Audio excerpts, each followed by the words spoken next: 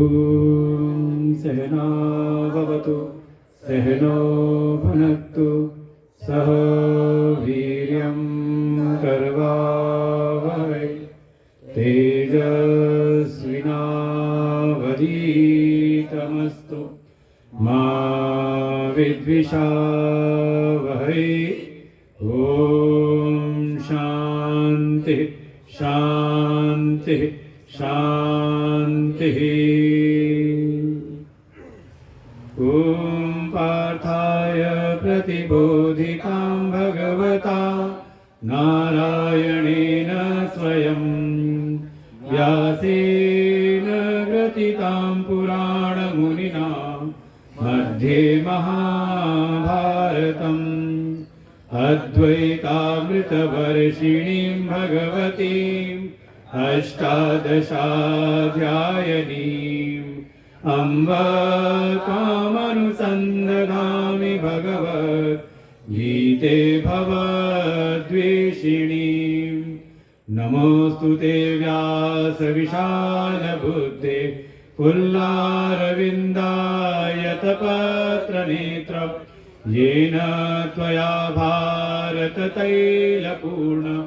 प्रज्वालितो ज्ञानमय प्रदीप प्रपन्नपारिजाताय स्तोत्रवेत्रैकपाणये ज्ञानमुद्राय कृष्णाय गीतामृतदुहे नमः। सर्वोपनिषदो गावो दोग्धा गोपालनन्दन पार्थो वत्स सुधीर्भोक्ता दुग्धं गीतामृतं महत्। वसुदेवसुतं देवं कंसचाणूरमर्दनं देवकी परमानन्दं कृष्णं वन्दे जगद्गुरुम्। यं ब्रह्मा वरुणेन्द्ररुद्रमरुता स्तुन्वन्ति दिव्यैस्तवैः वेदैः साङ्गपदक्रमोपनिषदैः गायन्ति यं सामगां। ध्यानावस्थिततद्गतेन मनसा पश्यन्ति यं योगिनो यस्यान्तं न विदुसुरासुरगणा देवाय तस्मै नमः। शङ्करं शङ्कराचार्यं केशवं बादरायणं सूत्रभाष्यकृतौ वन्दे भगवन्तौ पुनः पुनः। ईश्वरो गुरुरात्मेति मूर्तिभेदविभागिने व्योमवद्व्याप्तदेहाय दक्षिणामूर्तये नमः।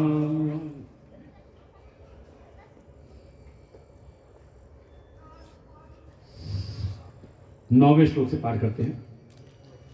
श्री भगवानुवाच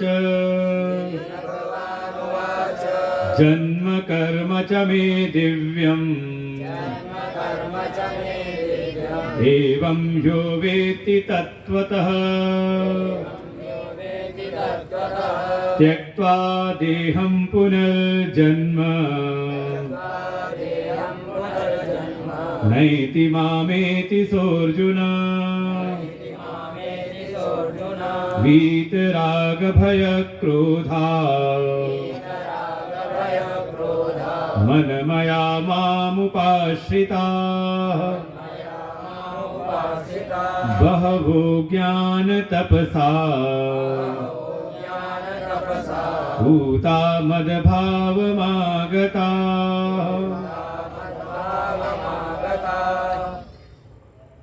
आनंद कंद सच्चिदानंद परमपिता परमेश्वर सच्चिदानंद स्वरूप परम पुरुषोत्तम भगवान श्री कृष्ण जी के चरणों में कोट से नमन। परमात्मा के यह भिन्न स्वरूप प्रातः स्मरणीय परम श्रद्धेय परम वंदनीय अनंत श्री भूषित पूज्य सद्गुरुदेव भगवान के चरणों में कोट से नमन। वेदांत आश्रम श्रवण वेद विद्यालय के आचार्य बटुकगण समुपस्थित समस्त भगवत भक्त श्रद्धा भक्ति स्वरूपिणी मातृशक्ति। श्रीमद् भगवद गीता के इस चतुर्थ अध्याय ज्ञान कर्म संन्यास योग के अंतर्गत जैसा भगवान ने इस ज्ञान की अखंड परंपरा को उसकी महिमा के साथ में जब व्यक्त किया, तो अर्जुन ने कुछ प्रश्न पूछे और उस बात को समझाने के लिए ही भगवान ने हमारे सनातन वैदिक धर्म का जो एक प्रमुख सिद्धांत है अवतारवाद, उसका प्रतिपादन किया। साथ ही साथ पुनर्जन्म का भी, कि एक है जीव, दूसरा है ईश्वर। दोनों ही इस धराधाम पर आते हैं, लेकिन जन्म तो दोनों के ही होते हैं। बहूनि में व्यतीतानि जन्मानि तव च अर्जुन। हे अर्जुन, तेरे और मेरे बहुत सारे जन्म व्यतीत हो चुके हैं। तू भी जन्म लेता है, मैं भी जन्म लेता हूं। तो अंतर क्या है? जब दोनों ही आते तो एक समान हो गए। कहा एक समान दिखते हुए भी बाहरी जगह से तो आप देखें तो समान दिखता है, लेकिन भीतर से बहुत अंतर है। जीव है अज्ञान के कारण अपने कर्म फलों को भोगने के लिए, कहा वो माया के वशीभूत होकर के इस धराधाम पर आता है। और जो ईश्वर हैं, जो भगवान हैं, वे जब आते हैं तो किसी कर्म फल के भोग के लिए नहीं, वो किसी माया के बंधन के कारण नहीं, बल्कि अपनी स्वयं इच्छा के अनुरूप ही और अपनी सर्वज्ञता के साथ में। इसलिए भगवान को आवश्यकता नहीं है गुरुकुल जाकर के ज्ञान प्राप्त करने की। वो तो भगवान जब प्रकट होते हैं तो भगवान अपने अवतार के साथ हम सब जीवों के कल्याण के लिए, मार्ग प्रशस्त करने के लिए, धर्म की स्थापना करने के लिए भगवान मनुष्यों के जैसी लीला करते हैं। और भगवान तो पूर्व के अध्याय में पहले ही कह चुके हैं, न मे पार्थास्य कर्तव्यम त्रिषु लोकेषु किंचन। हे पार्थ, तीनों लोकों में मेरे लिए कोई कर्तव्य नहीं है, क्योंकि कर्तव्य उसके लिए है जिसके भीतर कुछ संसार में प्राप्तव्य हो। अच्छा, कुछ पाना है तो कर्म करते हो ना, कुछ पाना ही ना हो तो यहां सत्संग सुनने क्यों आए? ज्ञान के लिए चलो कुछ हम जान जाएं, या फिर कोई वेदांत सत्संग समिति कार्यक्रम करा रही तो कम से कम चलना चाहिए एक दिन, नहीं तो हमारे यहाँ कैसे आएंगे? ये सब चलता है ना, कुछ प्राप्तव्य है ना कुछ मन में प्राप्तव्य है, तो आपके लिए कर्तव्य। अच्छा, कोई ऐसा हो जिसके सामने कोई प्राप्तव्य हो ही ना। नानवाप्तम अवाप्तव्यम वर्त एव च कर्मणि। इस संसार में भगवान को ऐसा क्या है जो उनको पाने योग्य है? भगवान कहते कुछ भी ऐसा नहीं संसार में, जो है सब उन्हीं का है। ये तो भी जीव अज्ञान में, भ्रम में आकर के कहता है सब मेरा है, मुझको मिल जाए। ये सब है उन्हीं का ही, सब संपत्ति रघुपति के आए। एकमात्र स्वामी त्रिलोक के वही परमेश्वर है, वही परमात्मा है। उनको कुछ प्राप्तव्य नहीं, लेकिन फिर भी वर्त एव च कर्मणि। हे अर्जुन, देख तेरे रथ की मैं बागडोर संभाल रहा हूं। क्यों? क्योंकि मैंने स्वयं प्रतिपादित किया है, कर्म ज्यायो ही अकर्मण। आलस्य में न रह करके बल्कि कुछ कर्म करना ज्यादा श्रेयस्कर है। और अगर मैं स्वयं ही कर्म का वर्तन नहीं करूंगा, मैं स्वयं ही कर्तव्य का वर्तन नहीं करूंगा, तो मुझको आदर्श मानने वाले जो मेरे अनुयायी हैं, धीरे धीरे वे भी कर्म से पतित हो जाएंगे और उनके उस पतन का कारण मैं स्वयं बनूंगा। भगवान जब कुछ करते हैं तो हम सबके लिए मार्ग प्रशस्त करने के लिए। इसीलिए देखें, भगवान विष्णु के कितने अवतार हैं? कितने? पक्का 24 ही हैं। हाँ, भागवत जी में तो 24 अवतारों का ही वर्णन है। अच्छा, कभी खुद खोल के पढ़ा, गिनती की कितने अवतार हैं? आज जाना ढूंढना, आपको प्रथम स्कंद में मिल जाएगा, द्वितीय स्कंद में मिल जाएगा, प्रारंभ में ही एक बार संक्षेप में बताया गया है कि कौन कौन से अवतार कब कब होते हैं, तो गिन करके बताना कितने अवतारों का नाम वहां पर है। फिर हम पक्का करेंगे 24 हैं कि 23 हैं कि 22 हैं, ठीक है। लेकिन मान लेते हैं 24 अवतार हैं, लेकिन ज्यादा चर्चा किसकी होती है? कभी नरसिंह कथा सुनी आपने? वामन कथा आपने सुनी? आपने दत्तात्रेय कथा सुनी? हाँ, भागवत प्रसंग आता है, अगर व्यास की मर्जी हुई तो कुछ एक आध मिनट सुना देता है। किसकी चर्चा ज्यादा सुनते हैं? एक तो भगवान कृष्ण की और दूसरे प्रभु श्री राम की, है कि नहीं? और दोनों के हम कहते हैं पूर्णावतार।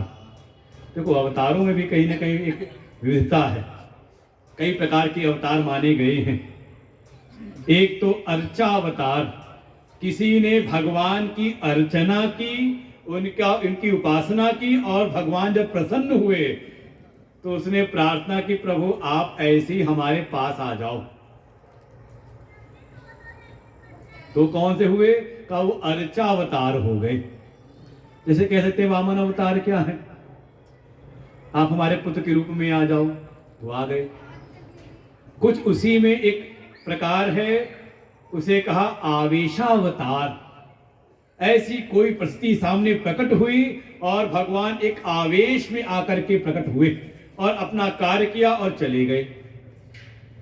जैसे जैसे भक्त प्रहलाद के ऊपर विपत्ति आई, जब हिरण्यकशिपु ने पूछ लिया, बता तेरी कौन रक्षा करता है, क्योंकि उसको लगता है कि जो इसको मारने जाता है इसका तो कुछ होता नहीं, मारने वाला ही समाप्त हो जाता है। तो भीतर डर भी है, कहीं ऐसा ना हो मैं इसको मारूं और उसके बेचारा वाला मुझको मार दे। इसे डर के पूछता है कि तुझे तेरी रक्षा कौन करता है? प्रहलाद जी ने बड़े सरल भाव से कहा, जो सारे जगत की रक्षा करने वाले हैं। पूछा फिर रहता कहाँ है वो?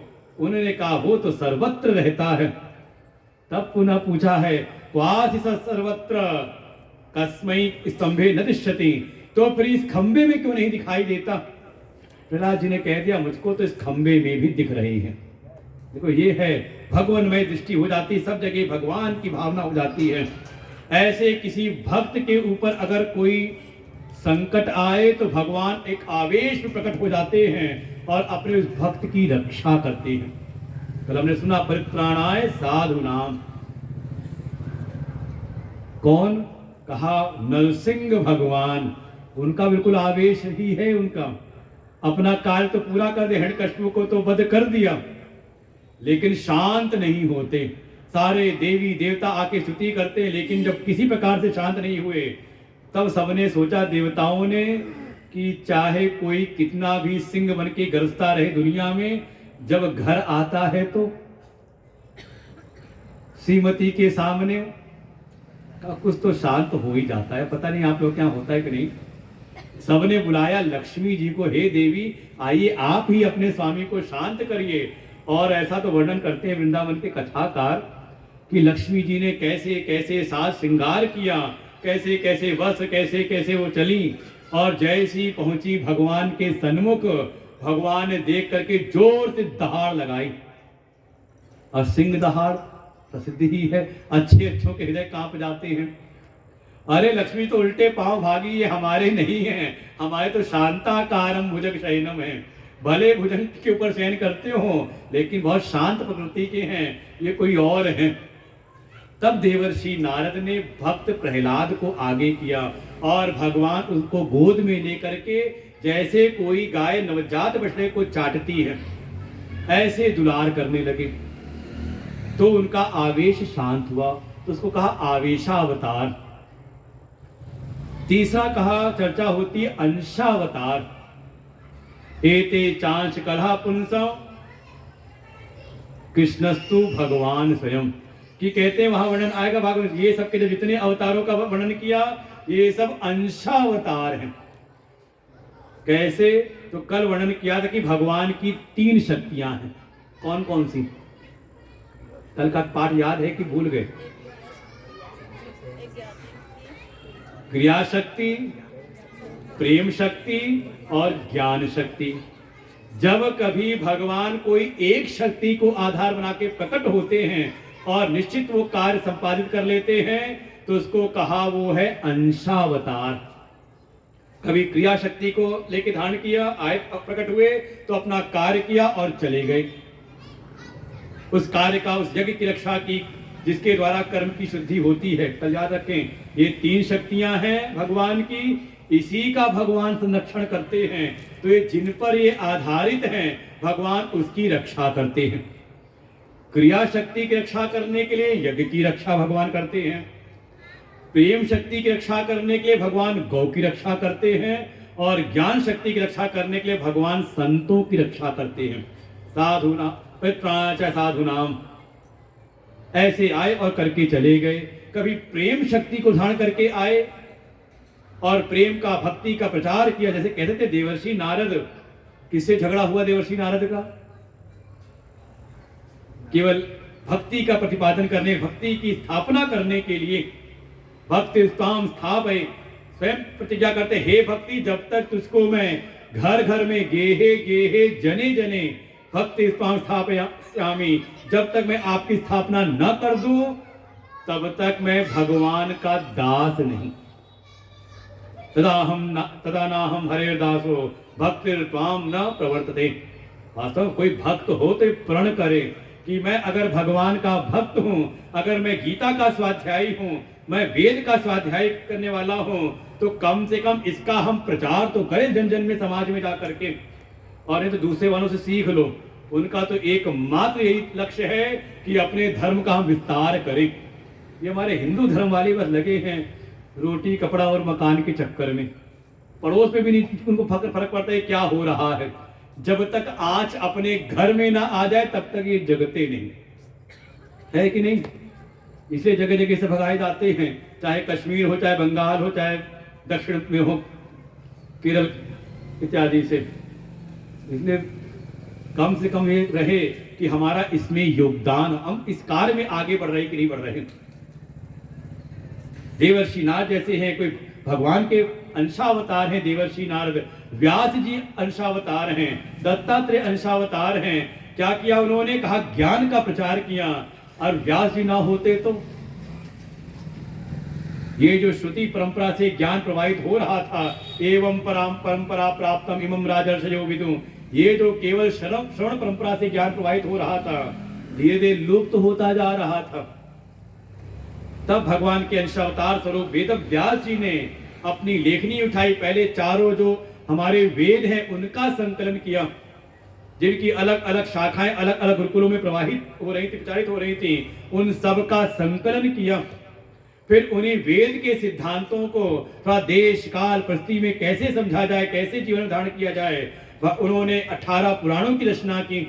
फिर हमारे इतिहास रामायण और महाभारत की रचना की।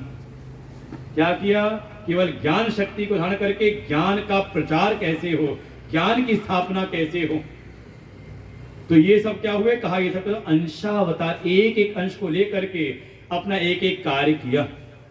लेकिन वही प्रभु जब तीनों शक्तियों को साथ लेकर के प्रकट होते धराधाम पर, तो उनको कहते पूर्णावतार। कौन है? और राम जी। अब ये मत कहना कि वो 12 कला वाले हैं, वो 16 कला वाले हैं। भगवान राम आए हैं सूर्य वंश में, तो सूर्य की 12 कलाएं हैं।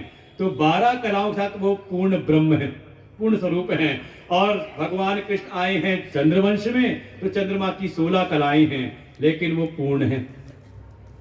कारण ये जब आते तो अपनी तीनों शक्तियों को साथ लेकर के, इसलिए इनका दरबार है। प्रभु श्री राम हैं तो साक्षात पूर्ण ब्रह्म हैं। इनके साथ जो लक्ष्मण जी हैं,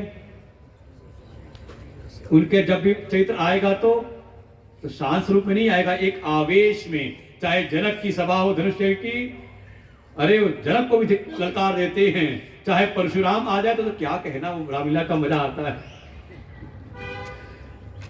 और चाहे प्रभु श्री राम को जब वनवास हुआ हो, तब तो कहते अभी जाके दशरथ को मैं बंदी बनाता हूं, जेल में डालता हूं। क्या है? हर समय आवेश में है। शेष अवतार हैं, ये भगवान की क्रिया शक्ति के स्वरूप हैं। जो हमारे भरत जी हैं का भरत जी प्रेम स्वरूप हैं, भक्ति के स्वरूप हैं, भगवान की प्रेम शक्ति के स्वरूप है। और जो शत्रुघ्न जी हैं का शत्रुघ्न जी ज्ञान के स्वरूप हैं। इसलिए कभी मानस पढ़ना तो जब देखना इनके नामकरण होते हैं तो ये लक्षण प्रकट होते हैं। विश्वभरण पोषण कर जोई, ताकर नाम भरत अस होई। जो सारे विश्व का भरण पोषण करें उनका नाम है भरत। कितनों को लंगर चलाया उन्होंने। तो वास्तव में विचार करेंगे तो भरण पोषण किसी द्रव्य से नहीं होता, भरण पोषण होता है प्रेम से। कहीं आपको प्रेम मिल जाए तो आप परम संतुष्ट हो जाते हो, और कहीं संसाधन सारे मिले लेकिन प्रेम ना मिले तो अरे फिर दोबारा जाने का मन नहीं होता वहां पर। अब यहाँ भी हम बार बार चले जाते हैं कि आप लोग का प्रेम मिलता रहता है। जिस दिन प्रेम मिलना बंद हो जाएगा तो कहेंगे पीछे हमारा आश्रम बन रहा, वहीं कथा सुनाएंगे। तैयार हो रहा है, पिछली बार नहीं हो पाया था, इस बार तैयार हो जाएगा। कहा प्रेम। और शत्रुघ्न जी जाके सुमिरन ते रिपुनाशा, जिनके सुमिरन से ही शत्रुओं का नाश हो जाए। आप बताओ कितनों को मारा शत्रुघ्न जी ने? कितनों को मारा? एक हाथ आई थी मंथरा, एक आध हाथ धक्का उक्का दिया ही था, तथा भरत जी ने छुड़वा लिया। कितनों को मारा?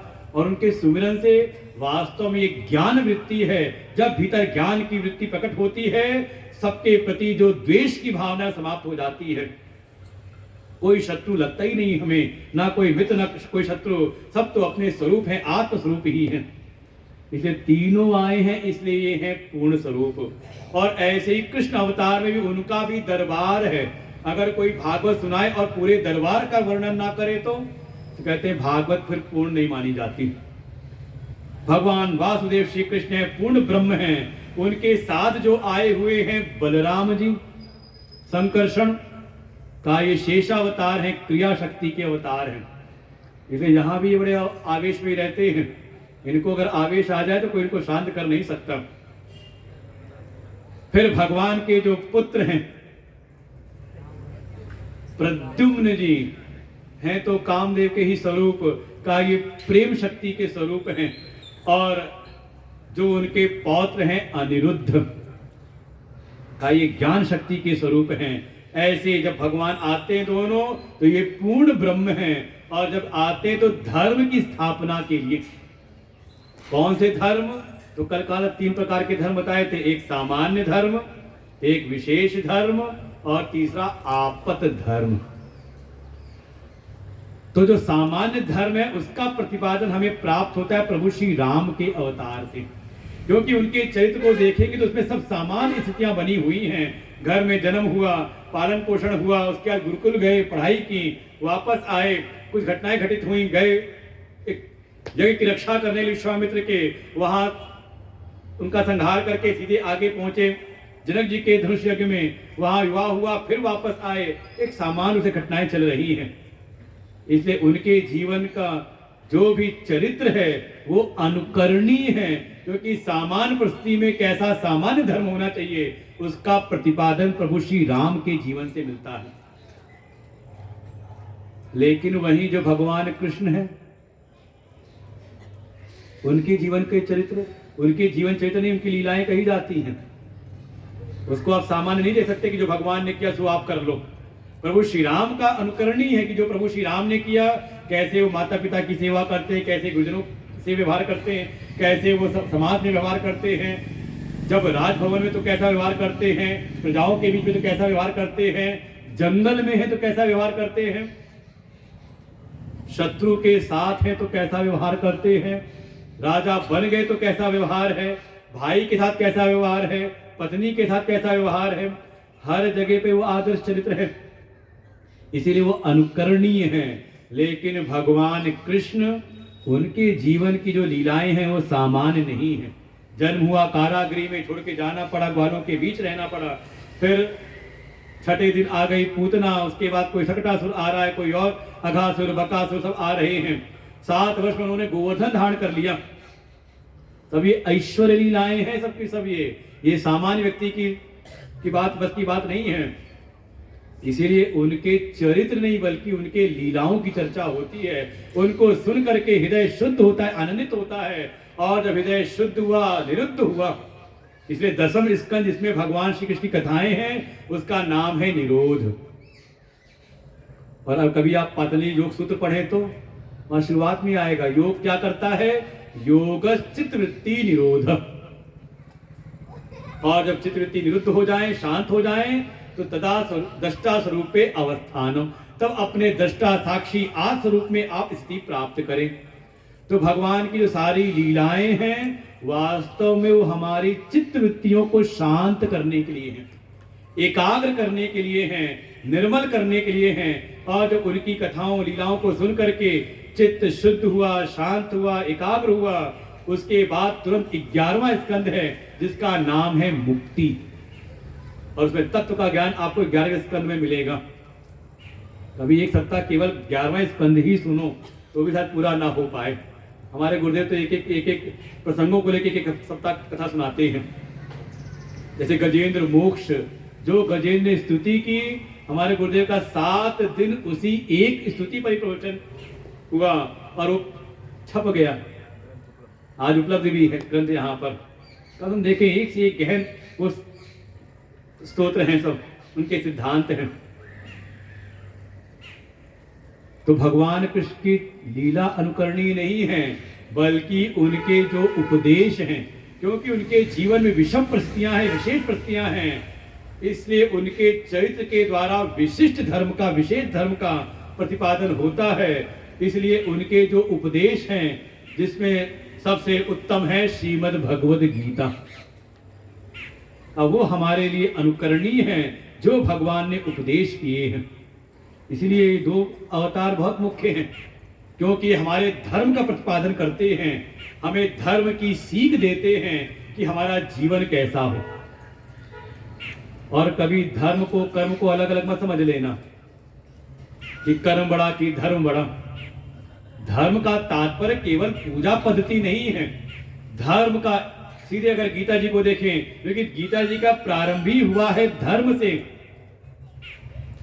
धर्म जो हमारे जीवन को धारण करे, जो सारी सृष्टि को धारण करे, अर्थात ऐसे कर्म जिससे कभी जीवन में विघटन न उत्पन्न हो, जो सबको जोड़ करके रखे, उसको कहते हैं धर्म। जिस मार्ग पे चल करके हमारे जीवन का उन्नति हो, उत्कर्ष हो और साथ ही हम निष्कर्म के लिए भी पात्र बन जाएं, उसको कहते हैं धर्म। किसी क्रिया पद्धति को नहीं। सीधे कहेंगे वेद पढ़े तो आएगा इसमें भी, वेद के अनुसार, शास्त्र अनुसार जो जीवन जीते हैं, अर्थात कर्म हो तो धर्म से युक्त हो। इसलिए 4 पुरुषार्थ, पहला है धर्म, फिर है अर्थ, फिर है काम और चौथा है मोक्ष। जीवन में धर्म पूर्वक जब अर्थ काम का संचय होता है तो प्राणी अपनी आत्मोत्कर्ष करते हुए वो मोक्ष का अधिकारी बनता है। और जीवन के ये 4 पुरुषार्थ हैं, इसका अगर एक भी किनारा अगर कमजोर हो, जीवन में धर्म ना हो, तो अर्थ काम आपको मुक्ति की ओर नहीं बल्कि आपका विनाश करते हैं। और कोई धर्म को पकड़ के रखे लेकिन मोक्ष की ओर अग्रसित ना हो तो कहा उसका भी परम कल्याण होता नहीं। इसलिए दोनों किनारे मजबूत हो, जीवन में धर्म की स्थापना हो और जीवन का लक्ष्य मोक्ष हो, निष्कर्म की प्राप्ति, कर्म संन्यास की प्राप्ति। तो समझें ये जो जीवन में अर्थ काम आता है ये उपयोगी होता है, ये हमारे चित्त को शांति देता है, ये हमारे जीवन में समृद्धि उत्पन्न करता है। और धर्म मोक्ष को किनारे कर दें तो ये अर्थ काम जीवन का फिर विनाश करता है। और ना हो तो खुली आंख से समाज को देख कर सकते हो। अगर अर्थ काम से ही शांति मिल सकती तो सारे धनाढ़ लोग बड़े शांत होते, लेकिन ठीक उल्टा दिखाई देता है कि वो ज्यादा ही विक्षिप्त है। इसीलिए भगवान कहते हैं धर्म की स्थापना के लिए मैं प्रकट होता हूं, क्योंकि बिना धर्म के ये संसार के जो भी प्राणी हैं उनका कल्याण नहीं हो सकता। कल्याण के मार्ग का रास्ता खुलता है धर्म से। इसलिए भगवान शिव का कोई भक्त हो, शिव को पाना चाहे तो आप मंदिर में जाओ तो द्वार पे नंदी जी मिलते हैं। तात्पर्य यही है, नंदी स्वरूप हैं धर्म के। अगर भगवान की प्राप्ति करनी है तो पहले जीवन में धर्म लाओ, और धर्म भी छोटा ना हो। नंदी जी बड़े से बड़े हों। देखा होगा मंदिरों में कई सारे ज्योतिर्लिंगों में तो ऐसा है कि भगवान शिव तो छोटे से, पिंडी छोटी सी है, और नंदी जी कई बार तो आप ध्यान ना दो, बगल से निकलो तो पता ही चलता कि बगल में आपके दीवार थे कि नंदी जी थे। भूले चूके से कहीं गर्दन उठाई, अरे ये तो नंदी जी इतने बड़े से। कभी अनुभव किया? मल्लिकार्जुन में जाओ तो बगल से निकल जाते, पता ही चलता कि नंदी जी हैं। वो बाल को चलता कैसे एक बड़े से नंदी हैं, दिखाई दे रहे थे। धर्म हो तो बड़े से बड़ा हो, धर्म में कंजूसी मत करो, दुनिया में भले कंजूसी हो जाए। ऐसे भगवान अवतार लेते हैं धर्म की स्थापना के लिए। जीव का होता है जन्म, क्यों? क्योंकि वो कर्म के परवश है, माया के अधीन है, अल्पज्ञ है, अल्प शक्ति वाला है, अल्प प्रीति वाला है। लेकिन भगवान में तीनों शक्तियां समग्र रूप में विद्यमान हैं। इसलिए वो अपनी माया शक्ति को, और वास्तव में माया उन्हीं की है, वो मायापति हैं। वो प्रकृतिम स्वाम अधिष्ठाय, अपनी माया शक्ति को अपने अधीन करके भगवान प्रकट होते हैं। किस लिए ये भी बता दिया, धर्म की स्थापना के लिए। कब प्रकट होते हैं? कहा जब धर्म की हानि, अधर्म का व्युत्थान होता है, तब धर्म की पुनः स्थापना करते हैं। कैसे? कहा जो धर्म का अनुकरण करते हैं उनकी रक्षा, और जो धर्म की हानि करते हैं ऐसे दुष्टों का संहार करके।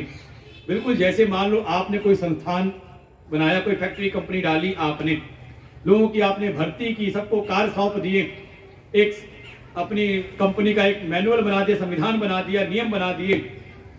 जो उस नियम के अनुसार चलते हुए कंपनी को फायदे की ओर ले जाए तो क्या करोगे आप उसको पुरस्कृत करते हो, उसका ध्यान रखते हो। और उसी संस्थान में कोई ऐसा हो नियम ना माने, कंपनी को घाटे की ओर ले जाए तो मालिक क्या करेगा? आप क्या करोगे? कल ही सत्संग पूरा हो रहा तो तक घूटर सुनाई दिया, 2 बार 3 बार बजा, हमें लगता कुछ घटना हो गई गेट के ऊपर, है कि नहीं?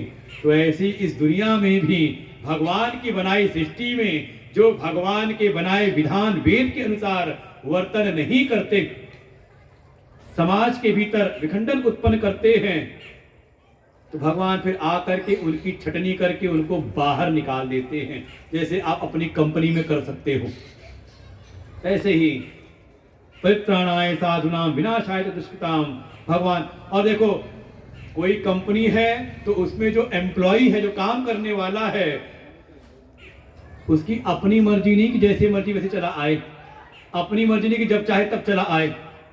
उसके लिए जो नियम लागू है उसके अनुसार हो सकता है उसकी एक वर्दी भी हो वहां पर जाने की।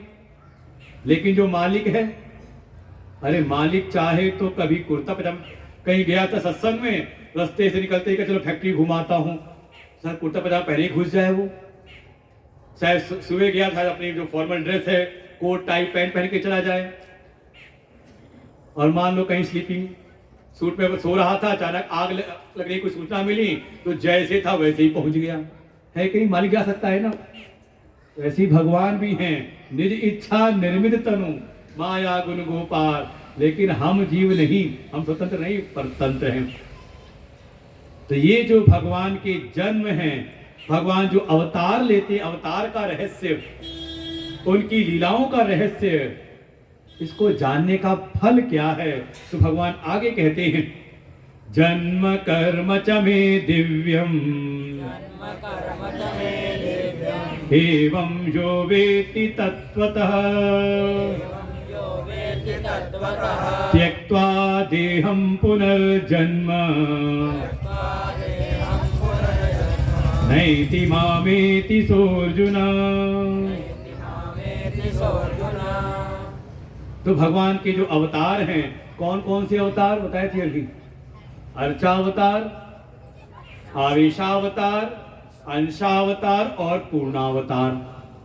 इनके जो अवतार के रहस्य है कि कब, क्यों, किस प्रकार से और क्या करने के लिए, इनको जो अच्छे से जानता है, इसी में भगवान के एक और अवतार माने जाते हैं।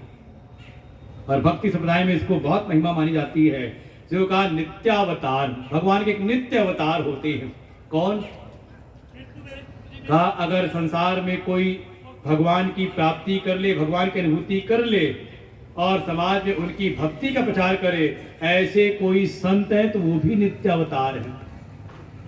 और शिव पुराण में तो स्पष्ट स्वयं भगवान शिव कह देते हैं कि मुझे जब कुछ करना होता है तो मैं इस जन्म मरण से युक्त, इस जन्म मरण के भय से संयुक्त जो प्राणी हैं, इनकी मुक्ति के लिए, इनको मोक्ष के मार्ग में आगे ले जाने के लिए, इनको तत्वोपदेश करने के लिए स्वयं गुरु का रूप लेकर के धारण प्रकट होता हूँ।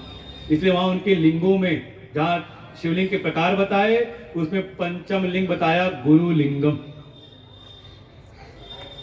इनको नित्यावतार। तो ऐसे जो भगवान के जन्म और कर्म के रहस्य हैं, भगवान वही आगे कह रही हैं कि मैं जन्म कर्म च दिव्यम। ये जो मेरे जन्म अर्थात मेरे अवतार और जो मेरी लीलाएं हैं, मेरे जो कर्म हैं, क्या कर्म है? साधुओं का परित्राण, साधुओं की रक्षा और दुष्टों का संहार। ये सब के सब दिव्य हैं, अलौकिक हैं, सामान्य नहीं हैं, बल्कि ऐश्वर्य से युक्त हैं, ईश्वरीय हैं। ये सामान्य व्यक्ति के बस की बात नहीं है। ये सब के सब दिव्य हैं। और इस प्रकार से इनकी दिव्यता को यो वेत्ति, जो कोई भी, कोई नहीं कह रहे कि यहाँ कोई विशेष आ जाए, कोई ब्राह्मण कुल का होगा तो उसको होगा, कि कोई क्षत्रिय कुल का होगा तो उसको होगा, कोई वैश्य वर्ग का होगा तो उसको होगा, या कोई शूद्र वर्ग का है तो उसको होगा, या किसी एक वर्ग को नहीं होगा, कि स्त्री को होगा कि पुरुषों को होगा, कोई भेद नहीं। सर्वनाम लिया यो वेत्ति, जो कोई भी, चाहे अगड़ा हो चाहे पिछड़ा हो, चाहे धनाढ्य हो चाहे गरीब हो, बस शर्त क्या है? जो मेरे इन जन्म कर्म के रहस्यों को, इनकी दिव्यता को तत्व से जान लेता है। जो वेत्ति तत्वतः। इसलिए शरीर की यहां कोई महिमा नहीं है। महिमा है भीतर का अंतःकरण कैसा है, भीतर का अंतःकरण सात्विक हुआ कि नहीं हुआ, भगवत अर्पित हुआ कि नहीं हुआ, ये पात्रता चाहिए। तब वो तत्वता जान करके, और जब जान लेता है तो परिणाम क्या है? तो भगवान कहते हैं त्यक्त्वा देहम। फिर जब वो इस शरीर का त्याग करता है तो पुनर्जन्म न इति, उसका फिर पुनर्जन्म नहीं होता। तो कहां जाता है फिर? क्या होता है उसका? तो जानत तुम्ही हो ही जाए, ब्रह्मविद ब्रह्मई भवति माम एति सह। हे अर्जुन, सह माम एति, वो मुझको ही प्राप्त हो जाता है। अब आप इतिहास में देखें, हमारी मीराबाई जी कहते हैं सशरीर हमारे रणछोड़ राय जी में प्रवेश कर जाती हैं, भगवान को प्राप्त हो जाता है, भगवान से एक हो जाता है, एकत्व की प्राप्ति कर लेता है, अर्थात उसकी मुक्ति हो जाती है। तो त्यक्त्वा देहम, मरने के बाद कहा नहीं, थोड़ा उसको और समझे ठीक प्रकार से। त्यक्त्वा देहम अर्थात ये जो देह में आसक्ति है, भगवान को हमने तत्व से जाना और उनको तत्व से जानते ही हमें अपने तत्व के भी ज्ञान हो जाते, दर्शन हो जाते हैं। मम दर्शन फल परम अनुपा, जीव पाव निज सहज स्वरूपा। समझे, भगवत दर्शन का ये फल है। प्रारंभिक स्तर पे कह सकते हैं बाह्य फल ये है कि हमारे भगवत दर्शन करते ही हमारे भीतर के जो पाप हैं वो कट जाते हैं, लेकिन परम फल तो ये है कि भगवान का साक्षात्कार हुआ, उनके तत्व का दर्शन होते ही हमें अपने आत्म तत्व के दर्शन हो जाते हैं। और जैसे ही आत्म तत्व के दर्शन हुए, ये देहासक्ति छूट गई। समझे, इसलिए समझना पड़ता है ठीक प्रकार से। ऐसे पढ़ेंगे तो क्या, त्यक्त्वा देहम, देह का त्याग। तो क्या मरने के बाद? मरने के बाद की बात नहीं, देह रहते रहते ही, देह रहते हुए ही का उनकी देह से ममता, आसक्ति, देहात भाव उनका छूट जाता है। और देहात भाव छूटते ही अपने आत्म पे स्थित होकर के आत्मा स्व परमात्मा, उनको ये बोध हो जाता है, तो वो परमात्मा में स्थित हो जाते हैं। ये है एकत्व की सिद्धि, तत्त्वमसि। हमारे प्रियांक जी पूछ रहे थे, तो यह है कि नहीं तत्त्वमसि सिद्ध हो रहा है। लेकिन देहासक्ति को बिल्कुल, जैसे यही है ज्ञानियों का, बाहर से पता नहीं चलता, भेद है भीतर से। जो एक सामान्य व्यक्ति है, जो अज्ञान में पड़ा व्यक्ति, वो देह में आसक्त है, देह की भक्ति, देह के गुण धर्मों को अपना समझता है। और जो ज्ञान में स्थित हो गया, उसकी देह में कोई आसक्ति नहीं है, देह में स्थित, लेकिन देह में कोई आसक्ति नहीं, वो अपने आप स्वरूप में उसकी स्थिति हो गई है। यस्त्वा प्रतिरेव स्यात् आत्मतृप्तश्च मानव आत्मन्येव संतुष्ट तस्य कार्यम न विद्यते। ये पूर्व अध्याय में ज्ञानी के लक्षण दिए थे कि उसकी रति, तृप्ति, संतुष्टि देह में नहीं है। अभी तो हम देह को अच्छा करना चाहते हैं, इसी में रति है, इसी की तृप्ति में अपनी तृप्ति है, इसी की संतुष्टि में उसकी तो रति, तृप्ति, संतुष्टि अपनी आत्मा में है। होते ही भगवान कहते तो मुझ में स्थित हो जाता है, अर्थात जीवन मुक्त हो जाता है। तो क्या कोई हुआ है ऐसा? ये तुरंत मन में आता है, अरे ये सब तो पुराने जमाने की, कोई महात्मा आत्मा हो तो वही कर सकते हैं, हमारे बस की बात कहां, ये तो कोई बिरले होंगे। भगवान कहते नहीं नहीं, बिल्कुल सुनो, बहुत हुए हैं। वीतराग भय क्रोधा मन मया मामुपाश्रिता बहवो ज्ञान तपसा भूता मदभावमागता वीतराग भय क्रोधा मन मया मामुपाश्रिता बहवो ज्ञान तपसा भूता मदभावमागता। जो दूसरी पंक्ति उसमें देखना, बहवो मदभावम आगता, बहुवचन में कह रहे हैं बहुत सारे लोग मेरे उस परम भाव को, मेरे उस तत्व स्वरूप में प्राप्ति कर चुके, स्थिति प्राप्त कर चुके हैं। ईश्वर भावम मोक्षम समन प्राप्ता। भगवान कहते हैं मेरे उस परम ऐश्वर्य स्वरूप में, मेरे परम तत्व स्वरूप में उनको प्राप्ति हो गई है, वो आ चुके हैं, प्राप्त हो चुके हैं। लेकिन साधन क्या है? तो कहा थोड़ी साधना तो करते हैं, साधना के बल से थोड़ी कर्म की शुद्धि है, कर्म की साधना, थोड़ी भाव की शुद्धि, प्रेम की साधना, भक्ति की साधना, और साक्षात साधन है ज्ञान की साधना। तीनों को किया है। पहले कहा कैसे, चित्त कैसा है? कहा निर्विकार हो गया। ऐसी कर्म की साधना, कर्म योग की साधना कि भीतर जो राग है, देखो अभी हम कुछ कर रहे हैं तो बाहर की आवाज आ रही है, बैग कम कर दो बाहर। अभी हमारे जीवन में जो भी प्रवृत्ति होती, निवृत्ति होती, कहीं ना कहीं राग द्वेष से प्रभावित होती है। कहा उनके जीवन में का ये राग जो था, द्वेष था, कहा दूर हो गया, बीत गया है। वीत राग, वीत भय, अब किसी से कोई भय नहीं। भाई संसार में कुछ अच्छा चाहो और फिर भयभीत रहो, कुछ अच्छा चाहे ना तो, इसे कहते हैं महात्माओं का जीवन यही होता है। प्रयास करते हैं जितनी सामर्थ्य बढ़िया से बढ़िया, और तैयार रहते हैं कि बुरे से बुरे समय के लिए। Try for the best and ready for the worst. हमारे प्रवीण चर्चा चली, तुमने इस सिद्धांत को बताया जीवन का। कहा कोई निर्भय होकर के, अरे भगवान के आश्रित हैं तो किस बात का भय। और कहीं सदगुरु हो महामंडलेश्वर अभयानंद जी, और उनके अभयत्व में रह करके भी कोई भय करे तो कहा अभी आश्रय भाव में कुछ कमजोरी है, अभी पक्का आश्रित नहीं हुआ है। वीत भय, जिनके भीतर का भय बीत चुका है। वीत क्रोध, क्रोध भी नहीं। अब कोई कहे नहीं गुरुजी तो आपके बड़ा क्रोध करते हैं, हमने दुर्वासा ऋषि के बारे में सुना है। समझने का प्रयास करें, सामान्य प्राणी का जो क्रोध है वो अपनी कामनाओं के कारण है। कुछ चाहा हमने और वैसा नहीं हुआ। काम ऐशा क्रोध ऐशा, हमारे भीतर एक सामान्य व्यक्ति के भीतर जो क्रोध है वो काम के कारण प्रेरित हो रहा है।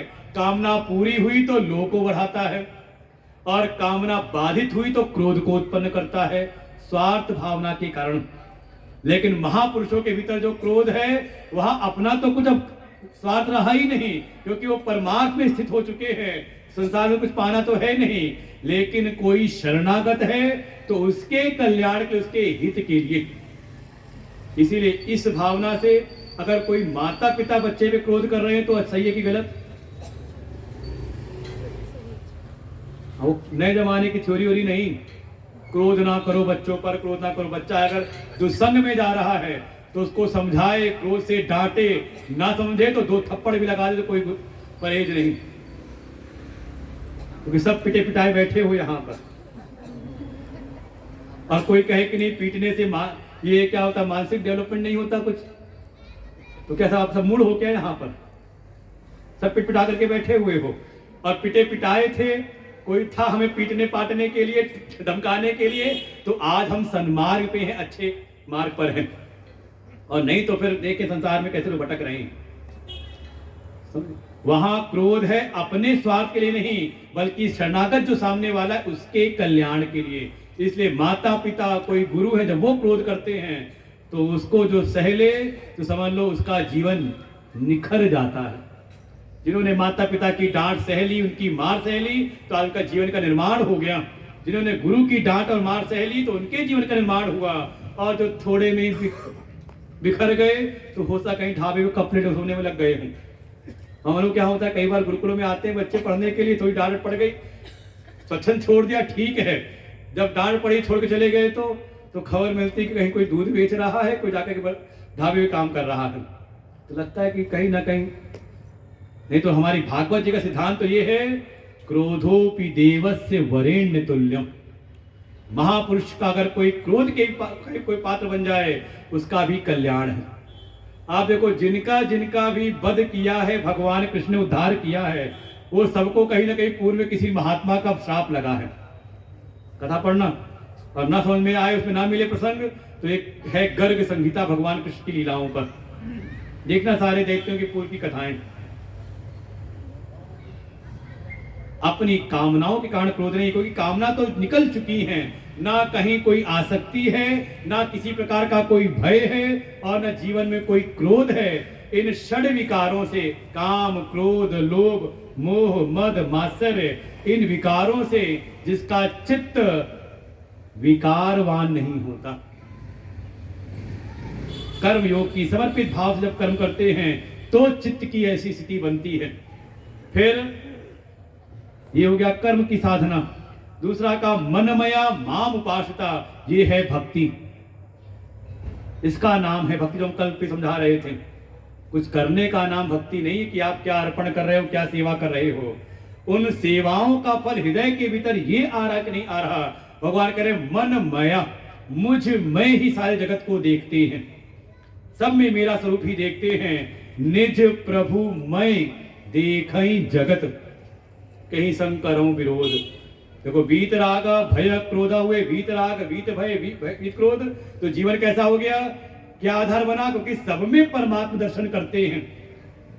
देखई ब्रह्म समान जग माही, कितनी चौपाइयां उठानी है आपको, जो मन में आए अच्छी उठा लो, पकड़ लो। सिया राम मैं सब जग जानी, करो प्रणाम जोर जुग पानी। देखो, ये संतों की अनुभूति है, आधार ही गीता जी हैं। और माम उपासिता, मेरे समीप हैं और मुझ पर ही आश्रित हैं। कई बार लोग आश्रय तो पकड़ते लेकिन रहते दूर हैं। अभी पिछले 2 दिन में 2 फोन आए, बातचीत हुई, हमने पूछा अरे बड़े दिनों बाद याद किया। अरे नहीं गुरुजी, आप हमारे दिल में रहते हैं। तो हमने कहा वो दिल कहाँ रहता है उसके बाद किसी और भगत से बातचीत हो रही थी, उन्होंने कुछ ऐसी बात बताई बताई, अरे हम चिंता क्यों कहते, आप तो हमारे दिल में रहते हैं। अंतर है कि नहीं भाई? दो प्रकार के भक्त हो गए ना। एक भक्त वो है जिनके दिल में परमात्मा है, लेकिन कोई ऐसा है जो भगवान के दिल में बस गया है। भगवान कह रहे, भगवान कहते माम उपासितः, उपमाने समीप, समीप रह करके मेरे आश्रित रहता है, दूरी से नहीं कि अरे बस गुरु जी आप ही के आश्रय में तो हैं, दिखते तो हो नहीं। कहानी गुरु पूर्णिमा पे आए थे साल में एक बार, समीप रह के उन पे आश्रय, समीपता भी है और आश्रय भाव भी है। ये है भक्त के लक्षण। ऐसी भक्ति की साधना जिसके जीवन में सिद्ध हुई है। और ये सब होता है श्रवण मनन निधिध्यासन, बिना सत्संग सुने नहीं होता। भक्ति स्वतंत्र सकल गुण खानी, बिनु सत्संग न पावहि प्राणी। पहले सत्संग का श्रवण करें, उसका मनन करें, फिर जब हम धारण करते तो ये दृष्टि प्राप्त होती है कि सारे जगत में परमात्म दर्शन होते हैं और भगवान की समीपता। अच्छा, कभी ऐसा तो नहीं था भगवान है नहीं पास में? अच्छा, कई बार लोगों को पता हो, लोग हमसे फोन पे कहीं पूछ लेते हैं, अच्छा कहाँ जा रहे हैं? फला जगह जा रहे हैं, कहीं ना कहीं चली रहे हैं, साथ में कौन है? हमने कहा भगवान है। केवल यही जवाब दे देते हैं। वो तो लोग कहते हैं वो तो है ही, और कौन साथ में है? क्या मां उपासिता, भगवान कहने मेरे ही आश्रित रहता है, मेरे ही समीप रहता है, हर समय उसके चिंतन में। मत चित्ता मतलब गत प्राणा, जैसे गोपियां हैं, ता मन मनस का मत प्राणा, ऐसे भगवान कहते हैं कि वो तो मेरे ही लिए अपने प्राणों को त्याग रखा है उन्होंने। जीवन भी धारण करके बैठी गोपियां, भगवान के वियोग में उनको जीवन अच्छा लगता नहीं, चाहे तो तत्काल ही प्राण त्याग दें, लेकिन प्राणों को भी धारण इसलिए किया हुआ है कि भगवान कह के गए हैं कि मैं आऊंगा। भागवत को समझे कभी गोपिकाओं की भक्ति को, ये भाव है गोपियों का, मन मया माम उपासिता। और तीसरा कहा थोड़ी ज्ञान की साधना, ज्ञान तपसा, थोड़ा ज्ञान की तपस्या करें, थोड़ा स्वाध्याय करें, सत्संग करें, श्रवण करें। और ये ज्ञान तपस्या तो ऐसी है, ये अन्य किसी और साधन की अपेक्षा नहीं रखती, और इसके द्वारा पवित्र होकर के मद भाव मागता, मेरे परम भाव को, मेरे ऐश्वर्य परम तत्व को वो प्राप्त कर लेते हैं। मन तो होता है खूब विस्तार करे, खूब अच्छा सुनाए, लेकिन घड़ी दिखाई देती, टाइम तो निकलता जाता है। जीवन में कर्म, भक्ति और ज्ञान, तीनों का समन्वय हो जाए, समुच्चय हो जाए, यही है गीता का उपदेश। इसलिए इसमें ज्ञान की चर्चा भी है, भक्ति की चर्चा भी है, ज्ञान की चर्चा भी है, लेकिन तीनों का उद्देश्य एक है, भगवत तत्व में स्थिति प्राप्त कर लेना, भगवत तत्व का, परमात्म तत्व का अनुभव प्राप्त हो जाए, यही एकमात्र उद्देश्य है। इस कर्म के द्वारा, कहा निष्काम कर्म योग के द्वारा, हमारे भीतर के जितने भी मल हैं, ये काम क्रोध लोभ मोह मद मात्सर्य, ये सारे विकार दूर होते हैं और चित्त हमारा हो जाता है वीत राग भय क्रोधा। जो भक्ति की साधना है, इसके द्वारा मनमया माम उपासिता, ऐसी भावना के द्वारा चित्त के भीतर जो बार बार विक्षेप उत्पन्न होता है, और देखो संसार में कुछ भी प्राप्त कर लो, चित्त हमेशा उद्विग्न रहता है, अब क्या होगा, कल क्या होगा, अब ये आ गया, ये क्या करेगा, इससे क्या होगा। लेकिन कोई मनमया हो जाए, भगवानमय हो जाए और भगवान पर ही उपासित हो जाए, तो भीतर का विक्षेप शांत हो जाता है। और ज्ञान की तो क्या बात कही जाए, ये चित्त के ऊपर जो आवरण पड़ा हुआ है, परमात्मा तो हृदय में भीतर ही है ना, हृदय तिष्ठति, तो अनुभव क्यों नहीं होता? क्योंकि अज्ञान का, अविद्या का आवरण पड़ा हुआ है, और इस ज्ञान तपस्या के द्वारा वो आवरण फट जाता है। यही है चीरहरण भागवत जी में, जब कोई वर्ण करता है तो भगवान उसके सारे जितने भी आवरण उसको काट करके उसका फिर वर्ण कर लेते हैं परमात्मा, और भगवान को प्राप्ति हो जाती है। तो क्या ये कुछ को ही होती कि सबको क्यों नहीं होती? भाई भगवान तो क्या कहा जाए, सर्वव्यापक है, तो सबके लिए क्यों नहीं सुलभ कर देते? सब चल जाए, आगे हो जाए, इसी में बढ़ जाए आगे। तो भगवान कहते मेरा इसमें कोई बस नहीं, ये दुनिया वाले चाहते ही नहीं। ये यथा मां प्रपद्यन्ते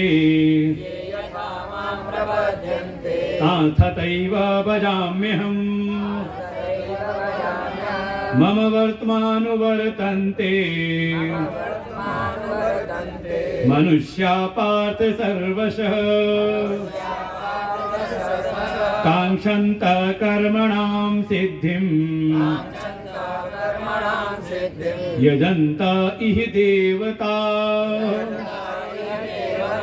क्षिप्रं हि मानुषे लोके सिद्धिर्भवति कर्मजा। भगवान कहते इसमें मेरा कोई बस नहीं, मैं तो विधान बना रखा है।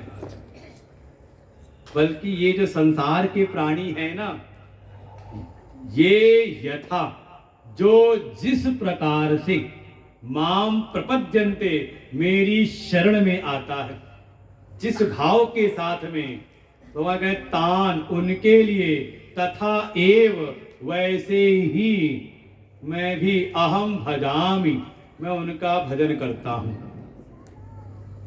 सुनवाई बात, भगवान एक ब्रह्म वाक्य है।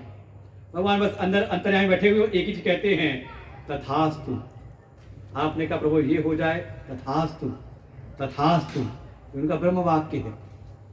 जो आप सोचते हो, जो संकल्प लेते, सब हो रहा है। बस ये कि अभी आपके संकल्प की शुद्धि है नहीं। एक संकल्प था, आप 10 संकल्प ले लेते तो पता ही चलता है क्या हुआ क्या नहीं हुआ। भगवान तो कह रहे तथास्तु तथास्तु, सब मम वर्त्म अनुवर्तन्ते। भगवान एक बात और कहते हैं, सब मेरे ही मार्ग का अनुवर्तन कर रहे हैं। हे पार्थ, सर्वशा मनुष्य, सभी प्रकार से सभी मनुष्य मेरे ही मार्ग का अनुवर्तन कर रहे हैं। मैं ही सच्चिदानंद हूं और सब सच्चिदानंद को चाहते हैं। अच्छा, कोई ऐसा जो दुख चाहता हो? यहां भी आए तो सुख के लिए ही आए हो, और मैं भी यहां डांटना फटकारना शुरू कर दूं, दुर्वासा अवतार में आ जाऊं अभी? अरे ये कौन से महात्मा जी हैं जो रोज को फटकार लगाते रहते हैं, जो को डांट लगाते रहते हैं? तो क्या है, दुख मिलेगा तो चले जाओगे यहां से। सब हम चाहते तो सुख ही हैं, और सुख के नाम पर अगर कोई चीज है तो परमात्मा ही है। सो आनंद सिंधु सुख राशि, सीकरते त्रैलोक सुपासी। सब चाह तो सुख को ही रहे हैं, लेकिन उनको पता नहीं कि सुख मिलता कैसे है। जैसे उनके भीतर का भाव है, वैसे ही वो मेरी शरण में आते हैं। किसी को लगता है ये कुछ परिस्थिति विकट आई है, हे प्रभु कृपा करो, संकट हरो। कोई बना आर्त भाव के साथ गया तो भगवान उसके आरती हरण कर हो जाते हैं, उसके कष्टों का हरण करते हैं। कि कोई गया, अरे प्रभु ये चीज प्राप्त हो जाए। जैसे गजेंद्र हैं तो गजेंद्र आर्त भक्त हैं, वही ध्रुव जी कहा वो अर्थार्थी, कुछ कामना आई भीतर कि हाँ वो परम पद उसको प्राप्त हो। गए भगवान की शरण में, कहा भगवान कहते उसके मैं अर्थार्थी भाव को पूरा करता हूं। वही कोई जिज्ञासु है, कोई मुमुक्षु है, तो भगवान उसके लिए भी मार्ग प्रशस्त करते हैं। अगर आप यहाँ पर आए हुए हो तो कहीं ना कहीं आपके मन के भीतर ये ज्ञान की जिज्ञासा थी, कहीं ना कहीं चित्त के भीतर मुमुक्षा का एक कोई ना कोई चिंगारी, कोई अंश था। तो आज भगवान की कृपा से सत्संग हो रहा है। अनायास नहीं होता, अकारण नहीं होता, सभी नहीं आते। कौन का जिनके भीतर था उनके निमित्त से ही ये सारा निमित्त प्रकट हुआ। ये भगवान की कृपा है। भगवान कहे कोई जिज्ञासु है, मुमुक्षु है, तो उसको मैं ज्ञान का प्रबंध कर देता हूं, और कोई ज्ञानी है तो ज्ञानी है तो उसको मैं अपना साक्षात मोक्ष प्रदान करता हूं, स्वरूप प्रदान कर देता हूं। बस संभावना, इसलिए भगवान को कहते हैं ना भोग और मोक्ष। मां भगवती जी कहेंगे भुक्ति मुक्ति प्रदाता च, भोग और मोक्ष भगवान दोनों देने वाले हैं। बस ये है हमें मिलता वो है जो हम चाहते हैं। और ये मन की स्थिति ऐसी है, ये भोग की इच्छा और मोक्ष की इच्छा दोनों एक साथ संभव नहीं है। न युगपत एक साथ नहीं होता। जब भोग की इच्छा होगी तो मुमुक्षा नहीं होगी, और जब मोक्ष की इच्छा देनी होगी तो आपको संसार के सारे भोग फीके लगेंगे। अरे इस लोक का क्या, परलोक के भी ये भोग इच्छा राहित्यम, सारे लोक परलोक के सारे भोगों की इच्छा समाप्त हो जाती है, तो उसके भीतर है मुमुक्षा। दोनों नहीं है। इसलिए आप कल्पना करें, जो कथा सुना रहे थे घटना, कि अर्जुन और दुर्योधन दोनों गए हैं भगवान की शरण में, और कोई असंतुष्ट लौटा हो वहां से। विरोधी आपस में हैं, दो विरुद्ध भाव वाले विरोधी गए भगवान की शरण में, और दोनों संतुष्ट होकर के लौटे हैं। भगवान क्या है? भगवान तो कल्प वृक्ष है, प्रपन्न पारिजाताय। जो दुर्योधन ने चाहा उसको वो प्राप्त हुआ, और अर्जुन ने जो चाहा उसको वो प्राप्त हुआ। तो वास्तव में जो आपको मिल रहा है, इसके उत्तरदायी आप स्वयं हो। किसी को दोष मत देना, जो मिल रहा है। इसलिए हमने आपकी पीठ ठोकी है कि अगर सत्संग मिल रहा है तो ये भी आपकी मोक्षा कहीं ना कहीं किसी ना किसी अंश में आपके भीतर है, तो ये हो रहा है सत्संग। और दुख मिल रहा है तो वो भी आपने चाहा है किसी ना किसी रूप में। इसी को आज के नए समाज में पढ़ाते हैं लॉ ऑफ एट्रैक्शन, कि सभी चीजें उपलब्ध हैं, आप आकर्षित कितना कर रहे हो उसको अपनी ओर। आपकी चाहत में कितनी शिद्दत है, कितनी शिद्दत से आप चाह रहे हो। जो चाह रहे हो धीरे धीरे वो सब आपके सामने प्रकट होने लगता है। इसीलिए अपनी मन की चाहत को शुद्ध रखो। कई बार बुरा चाह के हम बुरा ले आते हैं। कई बार होता है बच्चे कहीं कुछ उछल कूद कर रहे हो तो माता कहेंगे बैठे बैठे, अरे गिर जाएगा, तब तक गिर पड़ता है।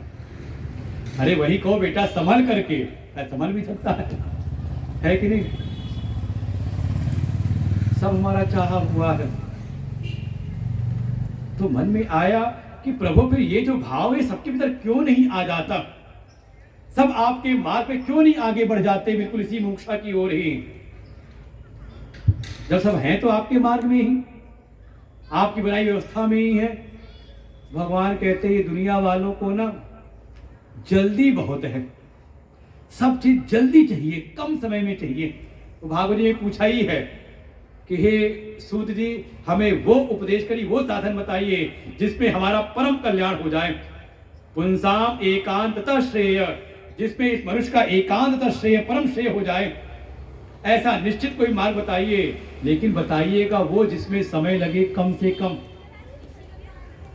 जिसमें परिश्रम हो कम से कम, जिसमें खर्चा भी हो। दुनिया में चाहे हम चाहे जितना लुटा दें, लेकिन सारी संकीर्णता हमारी कहां आती है? का अपने ही आत्म कल्याण के मार्ग में। जहां सत्संग स्वाध्याय कहीं धर्म के कार्य, वही हमारी संकीर्णता आती है कि नहीं आती? ये अपने को बेचारे गीता जी समझा रही हैं। भगवान कह रहे सबको बहुत जल्दी फल चाहिए, और वो जल्दी जो फल है वो कर्म के द्वारा जल्दी प्राप्त हो जाते हैं, और सबको प्रत्यक्ष फल चाहिए। कांक्षन्त कर्मणां सिद्धिं यजन्त इह देवताः क्षिप्रं हि मानुषे लोके सिद्धिर्भवति कर्मजा। भगवान कह रहे हैं सिद्धिम कांक्षन्तः कर्मणाम। ये सारे जो संसार के लोग हैं इनको यही लगता है कुछ करेंगे तो जल्दी मिलेगा, बिना किए कैसे? कर्म के द्वारा इस लोक में सब सिद्धि पाना चाहते हैं, इसलिए इस लोक में किसी न किसी देवता को मनाने में लग जाते हैं। अरे इतना हो जाता है कि अगर कोई बता दे, अपने 33 कोटि देवता के होते हुए भी कोई बता दे चले जाओ मजार पूजने, वहां बड़ा मनोती पूरी होती, तो ये हमारे सनातन धर्म वाले चले जाते हैं। ऐसे ऐसे जो हमारे सनातन धर्म की उपासना पद्धति को दूषित करने के लिए, पदभ्रष्ट करने के लिए ऐसे ऐसे देवता मंडल गठित कर दिए गए। और देखिए हमारे, और जिस धर्म संप्रदाय से वो हैं उनको कोई नहीं पूछता, उन्होंने तो हमें स्वयं पदभ्रष्ट करने के रखा हमारे भीतर, हमारे सामने, और सब भटके पड़े हुए हैं। अपने राम कृष्ण, इनके 24 अवतार, भगवान शिव के अनंत स्वरूप, माँ भगवती, सूर्य नारायण, हमारे भगवान गणेश, अपने मूल पंच देवताओं को छोड़ के हम चल पड़े पता नहीं किसको पूजने के लिए। यहाँ तक कि प्रेत भी पूज लेते हैं, मजार पूज लेते हैं। जो जिंदगी भर भीख मांगता रहा उन्होंने गाड़ दिया वहीं पे, चले गए चादर चढ़ाने के लिए। किस लिए? किसी ने बता दिया कि वहां जाओ तो सिद्धि जल्दी मिलती है, चादर चढ़ाओ मनोकामना पूरी हो जाती है। अरे जिंदगी में जो खुद दुखी रहा अरे ये तो बात आपकी श्रद्धा में है। हमारे शास्त्र में शिव पुराण ने तो कहा कि जगत ये सारी पृथ्वी ही लिंगमय है, यहाँ का कंकर कंकर शंकर है। आप एक पत्थर उठा करके भगवान का भाव करके उसमें श्रद्धा से पूज दो ना, आपकी मनोकामना पूरी हो तो कह देना।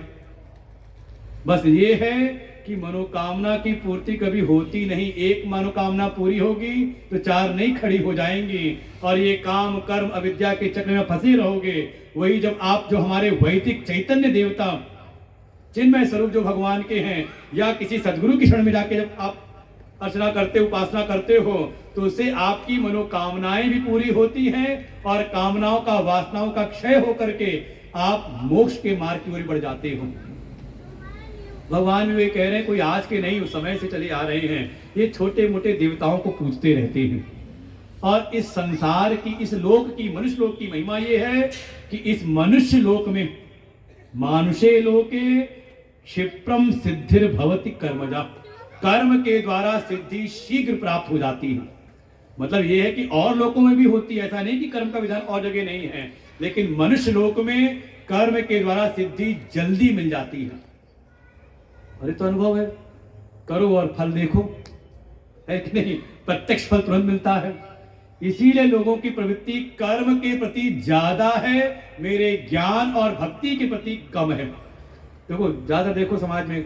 अब ये प्रश्न हमसे किसी ने पूछा था, प्रश्न का एक घटना ऐसी हुई कि एक कार्यक्रम में हमने एक माँ पिता और पुत्री थे,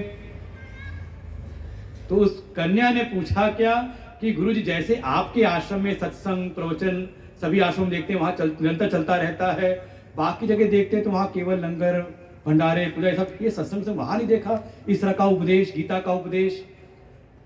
तो हमने कहा वो सहज है, इसलिए उसमें प्रवृत्ति ज्यादा लोगों की हो जाती है। लेकिन ज्ञान का मार्ग जो है का उसमें प्रवृत्ति सहज नहीं है, और ज्ञान के मार्ग में कोई प्रत्यक्ष फल नहीं दिखता। अच्छा आपको कितना ज्ञान हो गया मैं पूछूं, दिखाओ। 4 दिन हो गए सुनते सुनते, दिखाओ कितना ज्ञान हुआ। लेकिन कोई कर्म दे देता आपको, जाओ माला बना के ले आओ, तो आप दिखाते ये बना दिया हमने ये कर दिया। हम कहें नोट्स बना कर ले आओ, तो कर्म के साथ आप दिखा सकते हो, है कि नहीं? लेकिन कितना ज्ञान हुआ, कितनी भक्ति बढ़ी आपकी, दिखाओ कोई मीटर हो। तो संजोग ऐसा, तो हमने उसको पहले ही कहा था कि आज विश्राम दिवस है, तो आज तुमको भी अपने अनुभव बोलने हैं माइक पर। तो उसने तुरंत, उस कन्या ने कहा अरे नहीं पापा है ना, पापा बोल देंगे मेरी तरफ से भी। तो हमने उसी बात को पकड़ा। अच्छा मान लो मैंने कोई सेवा का काम दिया होता तो पिताजी को, तो तुम्हारा भाव क्या बनता कि नहीं पापा तो थोड़ा सीनियर सिटीजन हो गए, रिटायर्ड है, उनकी सेवा मैं कर लूंगी। उसने कहा हाँ ये भाव तो आता। तो हमने कहा ज्ञान में क्यों नहीं आया कि जो पिताजी को बोला वो भी मैं बोल दूं? कहा नहीं उसके साथ दिमाग ज्यादा लगाना पड़ेगा, है कि नहीं? कर्म के मार्ग में एक सहज प्रवृत्ति हो जाती है, आसान है, उसका फल प्रत्यक्ष दिखाई देता है। लेकिन ज्ञान के मार्ग में उतनी सहजता नहीं होती, उसका कोई प्रत्यक्ष फल भी नहीं दिखाई देता, हुआ कि नहीं हुआ। अच्छा हमें ज्ञान कब हो जाएगा? हुआ कि नहीं आप सबको? हमने पहले कहा था कि जो उपदेश था, वेद का सार था, भगवान 2 अध्याय में दे चुके, उसकी अब महिमा स्थापित कर रहे हैं। फिर अर्जुन ने प्रश्न पूछा तो शुरू कर दिया भगवान ने आगे का कर्म। तो ज्ञान का उपदेश तो हो गया, लेकिन उसका तत्काल प्रत्यक्ष फल नहीं दिखाई देता, जैसा कर्म के द्वारा फल दिखाई दे जाता है कि नहीं? ज्ञान और कर्म में अंतर। इसीलिए लोगों की प्रवृत्ति ज्यादा कर्म में हो जाती है, और कर्म के आश्रित होकर के छोटे मोटे देवताओं को। अरे मान लो आप घर में किसी को सेवा कर, तो देवता ही तो पूज रहे हो आप, लेकिन आपने किसी की सेवा की कर्म से, तो तुरंत वो मुस्कुरा देता है प्रसन्न होकर के। लेकिन आप ज्ञान की साधना करो, सिद्धि मिल जाए जल्दी, मुश्किल लगता है। इस लोक में कहा ये अधिकार प्राप्त है ये मनुष्य को, कर्म का अधिकार। किस कारण से? तो भगवान उस हेतु को भी यहां प्रकट करते हैं, जो हमने कहा था तीसरा प्रमुख विषय है इस अध्याय का, अवतारवाद, पुनर्जन्म और तीसरा वर्ण व्यवस्था। अब भगवान उसको बोलते हैं, चातुर्वर्ण्यम मया सृष्टम गुण कर्म विभागशः तस्य कर्तारमपि माम् विद्य कर्तारमव्ययम् न मां कर्माणि लिम्पन्ति न मे कर्म फले स्पृहा इति मां योऽभिजानाति कर्मभिर्न सबध्यते।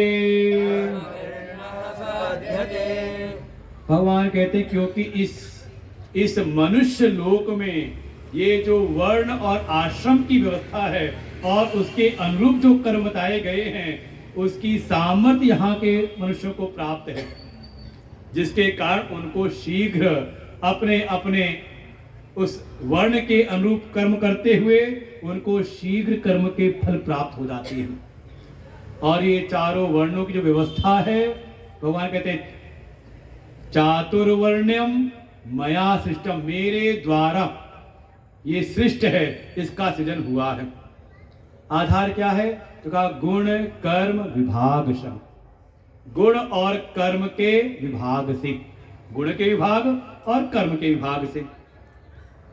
लेकिन मुख्य बात जो भगवान कहना चाह रहे हैं वो है अकर्तापने की, कि ये सब करते हुए भी, तस्य कर्तारम अपि, ये सब करते हुए भी, हे अर्जुन माम विद्धि, तुम मुझको जानो, मैं कैसा हूं, मैं अकर्ता हूं और साथ ही अव्ययम भी हूं, अविनाशी हूं।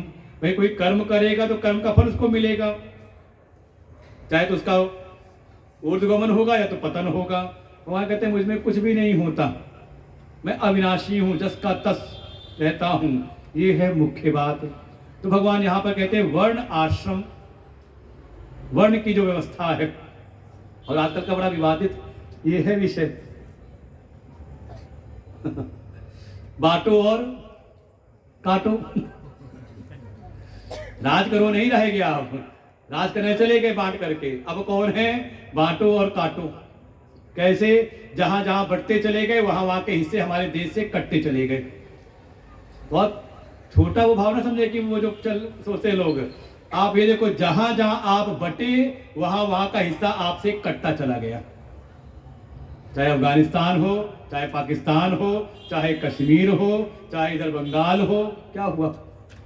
जहां जहां हम वर्ण में, समझने की चीज है। ये जो कुछ शब्द हैं समझने का प्रयास करेंगे, आज समय पूरा हो रहा है, कल फिर देखेंगे इसको। एक है वर्ण व्यवस्था, दूसरी है वर्णवाद, और तीसरा आता है वर्ण सांकर। पहले अध्याय में से बोला था कि वर्ण संकर दोष आ जाएगा। तो जो वर्ण व्यवस्था है, कोई भी समाज इस वर्ण व्यवस्था से कभी भी अछूता नहीं रहा है। आप नाम बदल दो इसके, हम कहेंगे ब्राह्मण, क्षत्रिय, वैश्य, शूद्र। दूसरे क्या कहेंगे?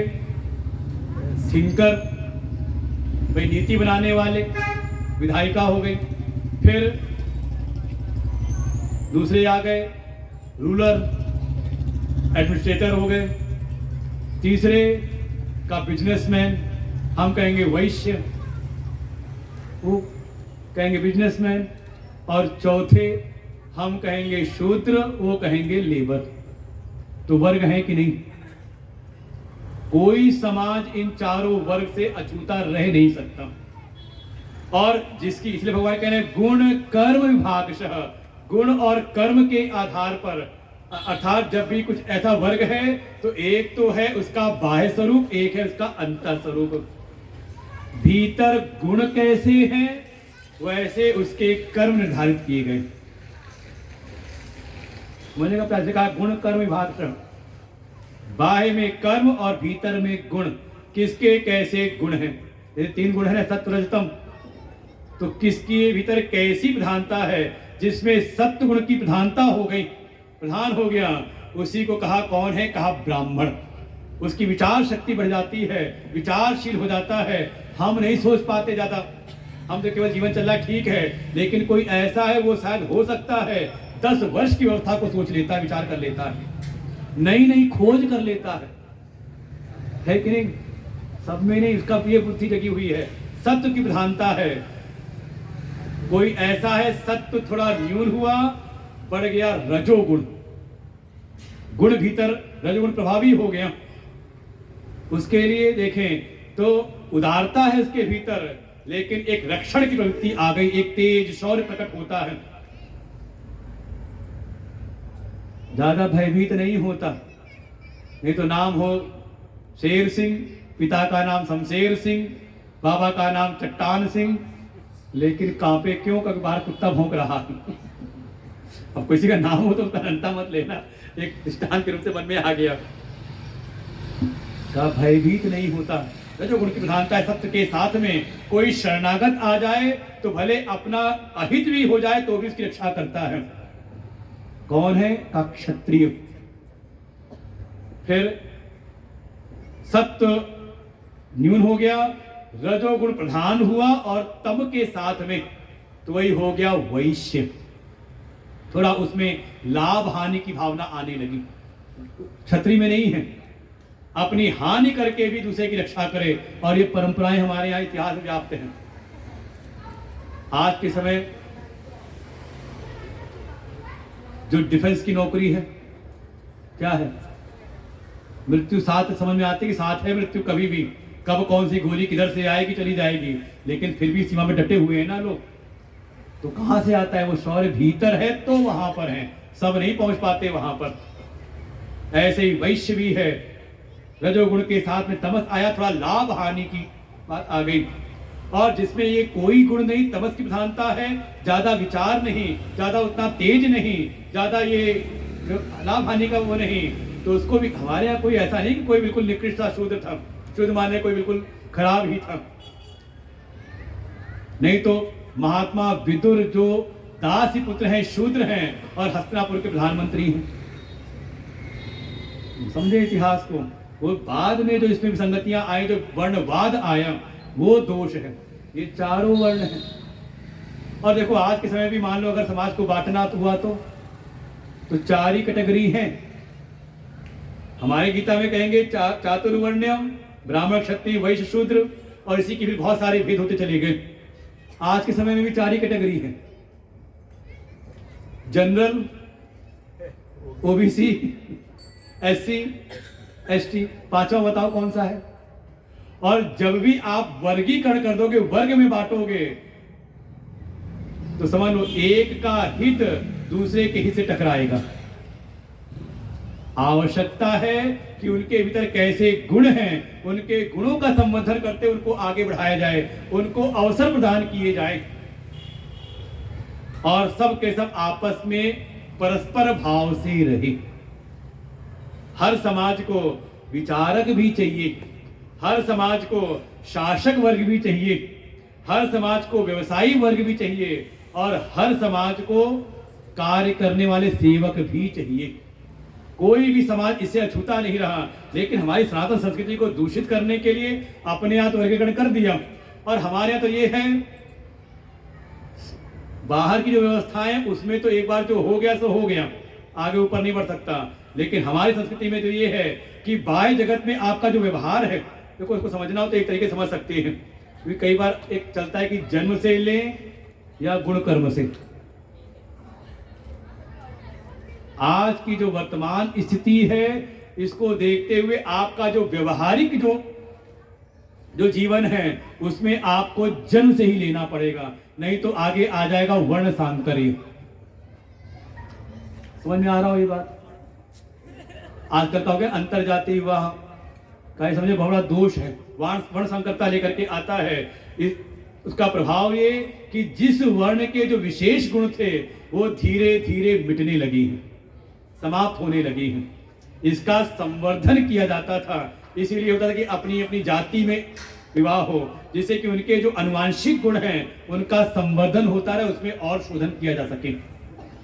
आजकल चिंता की जाती है, कौन चिंता करता है? कुत्ते बिल्ली पालने वाले। कुत्ते बिल्ली पालने जो शौकीन है उनसे पहले पूछना, वो बड़ी चिंता करते हैं इसकी। अगर उनके पास अच्छी ब्रीड का अगर कोई एल्सेशियन है तो घुमाते हुए बाहर कहीं मीट नहीं कराते, सुरक्षा कुत्तों किसी से भी। वो पता करते हैं कि जिसे मीट कराना हो, पता करते हैं कि वो कितना शुद्ध है, उसकी 3-4 पीढ़ी देख लेंगे तब भेजते हैं। और हमारे यहाँ मनुष्यों में का जो हो रहा है, चलने तो सब चल रहा है ठीक ठाक। जो आज की स्थिति है ये है वर्ण संकरता वाली स्थिति, और समस्या आती है वर्णवाद से। जब सभी वर्ण, देखो सभी समाज में ये चारों वर्गों की आवश्यकता है और हर जगह हैं। अच्छा मान लो जहां ये नेता लोग चिल्लाते रहते हैं विधानसभा लोकसभा में, वहां सफाई वाले हैं कि नहीं? क्या उनको बगल में बैठाते हैं? वो क्यों नहीं बैठाते बगल में? बराबरी का दर्जा दो ना, बगल में बैठे हैं तो क्या बैठ सकता है वो? का जो जिस कैटेगरी में है, जिस वर्ग में, जिस जहां उसको रखा गया है, उसके अनुसार ही उसको वर्तन करना होता है, कार्य करना होता है। तो ऐसे ही हमारे समाज में अगर जैसे भीतर के गुण हैं वैसे ही कर्म का वर्णन किया। 18वें अध्याय का विस्तार आएगा। शमो दमा तपः शौचम शांतिराजमेव च ज्ञानम विज्ञानमास्तिक्यम ब्रह्म कर्म स्वभावजम।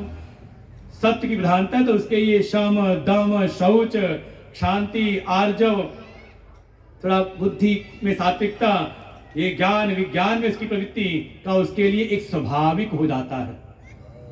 वही कोई क्षत्रिय है जिसमें रज सत्य के साथ में है, वहां पर क्या है तो कहेंगे शौर्यम तेजोदितिर्दाक्ष्यम युद्धे चाप्य पलायनम। भीतर एक शौर्य, एक तेज, धैर्य, साथ में युद्ध से पीठ नहीं दिखाता। आगे ही बढ़ना है, सब में नहीं आता, उस गुणों के कारण एक कर्म दिखाई देते हैं। वहीं पर जिनके भीतर रजोगुण की प्रधानता है तम के साथ में, तो वहां पे कहा कर्म क्या है? कृषि गौरक्ष वाणिज्यम का, थोड़ा वो इकोनॉमी को संभाले। और देखिए हमारे यहाँ ये सब वर्ण व्यवस्थाएं सब थी, इसी कारण से चाहे कितने भी आक्रांत आए हो, कितना भी इसको दूषित करने का प्रयास किया हो, अभी तक हम संभले हुए हैं। आज भी आप देखो समाज को, तो आज भी जो बड़े बड़े शोध करने वाले हैं उसमें आपको ब्राह्मण ही मिल जाएंगे मैक्सिमम। आप डिफेंस में नाउ तो हमारे प्रवीण जी हैं, ग्रुप कैप्टन रिटायर होकर के आए एयरफोर्स से, इन्हीं से पूछना वहां किसी ने ब्राह्मण रेजिमेंट इन्होंने देखी हो, वैश्य रेजिमेंट देखी हो, सारी क्षत्रिय राजपूत जाट क्यों बना दी? और कितने मैक्सिमम मिलेंगे वहां पर? सबको समान अवसर हैं, लेकिन जो है मुख्य धारा में आगे सशस्त्र सैन्य बल में आपको मैक्सिमम वही मिल जाएंगे। और नहीं तो यहाँ कुछ हो सीए वगैरह अकाउंट्स वाले, समान अवसर तो हैं लेकिन आपको अधिकतम वही मिलेंगे उसी एक निश्चित वर्ग वाले। और कहा जाता है कि समय देखें कैसा भी समय था कोरोना का, बड़े बड़ी शक्तियों की आर्थिक स्थिति डावाडोल हो गई, संभल नहीं पा रहे। कितनों में तो आतंक मच गया, हमारे आस पड़ोस में पाकिस्तान, अफगानिस्तान, श्रीलंका, यहाँ तक कि जिन्होंने पूरे विश्व पर शासन किया अंग्रेज, इंग्लैंड, उनके भी अस्थिरता की स्थिति आई। लेकिन हमारे भारतवर्ष की कारण है कि यहाँ का जो व्यवसाय है, कहा ये वैश्य समाज के हाथ में है, मैक्सिमम वही मिलेंगे आपको। उनको पता है कैसे व्यवसाय करना है, कैसे चलाना है। क्यों? क्योंकि उनके भीतर वैसे अनुवांशिक गुण बैठे हुए हैं, भीतर की चीजें हैं, जीन्स होते हैं भीतर ऐसे। और ऐसे ही जिनमें ये कुछ भी नहीं, तो कहा अगर वो दूसरों की सेवा भी करें तो भी उनको वही लाभ प्राप्त होगा। आवश्यकता थी कि इस वर्ण व्यवस्था की सुंदरता को जान करके इसका संवर्धन करें और सबको एक साथ एकजुट करा करके देश के, राष्ट्र के हित के लिए आगे बढ़ा जाए। लेकिन समय आया ऐसा, वो समझ गए कि इनके हितों को एक दूसरे से टकराव में लेकर के आओ और वर्णवाद फैला करके इनको बांटो और फिर इनको काटो। सावधान होने की आवश्यकता है पुनः जानने की। हमारे यहाँ कहीं ऐसी कोई स्थिति नहीं थी। मैंने कहा ना, कागजों में बहुत सारे दृष्टांत ऐसे मिल जाएंगे। और हमारे ही सबको समान अवसर है। आज भी कहते हैं संविधान निर्माता कौन है, किसका नाम आता है? क्या अकेले वही थे? बहुत सब थे, लेकिन उनका नाम आगे है। और हम तो कह सकते हैं हमारे यहाँ के राष्ट्रपति, प्रधानमंत्री सब बने हुए हैं केवल समाज को तोड़ने के लिए, अपना हित साधने के लिए। वो वर्गों के हित को अलग अलग दिखाते हैं और टकराहट की स्थिति पैदा करते, इसको कहते हैं वर्णवाद। ये समाज के लिए अहितकारी है। और जन्म से जो है, कम से कम चलो उसके कर्म वैसे ना भी हो, लेकिन अनुवांशिक गुण तो है ना भीतर, तो उसके संवर्धन के लिए वर्ण संकरता ना आए। तो कहा गया ब्राह्मण का ब्राह्मण में संबंध हो, क्षत्रिय का क्षत्रिय में हो, जिससे उनके अनुवांशिक जो गुण हैं। इसलिए देखिए एक नियम है ना, कन्या का विवाह करना हो तो श्रेष्ठ गोत्र में, है कि नहीं कुछ नियम, जो हमसे श्रेष्ठ गोत्र हों, जो हमसे श्रेष्ठ वाले हों, है कि ऊपर करना होता है। किस लिए? कहा जिससे कि जो गुण हैं इनका और ज्यादा, इसका और उन्नत हो जाए, इसके अनुवांशिक गुण और भी निखर करके आए। जो अगला हो तो उसमें और ये अनुवांशिक गुण निखर करके आ जाए। और ये बिल्कुल ही वैज्ञानिक स्थिति है। इसको आवश्यकता है जानने की, समझने की, वाद में पढ़ने की नहीं। वर्ण व्यवस्था और इससे वर्ण सांकरता ना आए, इसलिए आवश्यकता। भगवान कहते हैं ये जो भी है। अच्छा, इसको एक दृष्टांत से समझना चाहें। अच्छा, मान लो हमने कोई कंपनी डाली, उसमें चारों विभाग की आवश्यकता है, सेवक की भी आवश्यकता है, उसमें थोड़ा अकाउंट्स वाले की भी आवश्यकता है, उसमें थोड़ा एडमिनिस्ट्रेशन वाले भी चाहिए, सिक्योरिटी वाले चाहिए, उसमें कुछ प्लानिंग वाले भी चाहिए। सारे डिपार्टमेंट हमने भर्ती कर ली। कुछ दिन बाद मान लो कोई निकल के उसमें से गया तो कहाँ जाएगा? जो सिक्योरिटी वाला होगा, एडमिनिस्ट्रेटर वाला होगा, तो फिर निकले कहाँ जाएगा? वो कहीं और जाएगा तो कहाँ ढूंढेगा? का उसी वर्ण में जाएगा, उसी विभाग में जाएगा। ऐसे ही कोई अगर सेवक वाला हो, एम्प्लॉय हो, तो जाएगा कहाँ जाएगा? तो और वो सीधे नहीं चला जाएगा प्लानिंग डिपार्टमेंट में, कहीं जाएगा तो कहाँ जाएगा वो? ऐसे ही पूर्व के जैसे उसके गुण कर्म हैं, जब दोबारा जब यहाँ से जाके आता है, भगवान कहते हैं मेरे द्वारा ही सारी व्यवस्था बनाई गई है। चातुर्वर्ण्यम मया सिस्टम गुण कर्म भागशः। और मूल बात तो भगवान कहते हैं ये सब कुछ का करता होते हुए भी मैं अकर्ता हूं। ऐसा मुझको जो कोई भी जान ले, तो वो भी ऐसे ही जैसे मैं करते हुए भी कर्म के बंधन में नहीं आता। जो कोई इस रहस्य को जान ले, ये प्रसंग वही चल रहा है, जन्म कर्म च मे दिव्यम। इसलिए मैंने कहा था ये अनुसांगिक विषय, मुख्य विषय नहीं है। भगवान ने कहा जन्म कर्म च मे दिव्यम, तो उसी प्रसंग कह रहे हैं कि मेरे जो कर्म है वो अलौकिक, उनके रहस्य को जानो, क्योंकि मैं करते हुए भी कर्म के बंधन में नहीं पड़ता। और इस रहस्य को जो जान ले, भगवान कहते हैं स अपि कर्म भी न बद्धते, वो भी कर्म से बंधता नहीं। तो हम लोग आगे कल सुनते हैं, समय कुछ ज्यादा ही हो गया है। ओम पूर्णमदः पूर्णमिदं पूर्णात् पूर्णमुदच्यते पूर्णस्य पूर्णमादाय पूर्णमेवावशिष्यते। ओम शांति शांति शांति। हरि ओम। श्री गुरुभ्यो नमः। हरि ओम। ऐसे लेट आप ही लोग करते हो, हम ठीक 4 बजे आ जाते हैं, तो देखते हैं केवल राजीव जी लगे हुए हैं, माइक वाले लगे हुए हैं, हमारे कुछ आचार्य लोग लगे हुए, भाई को दिखता नहीं। फिर हमसे कहते हैं जाइए मुझे घर में बैठे, फिर हम बुलाएंगे। 4 बजे आ जाओ तो हम भी आ जाए, 4 बजे बैठ के सुनाए, फिर आराम से और विस्तार हो जाए। मतलब दिन बचे हैं 3, अब 3 दिन में श्लोक कितने बचे हैं? लगभग 25 तो बचे ही, तो हो जाएंगे।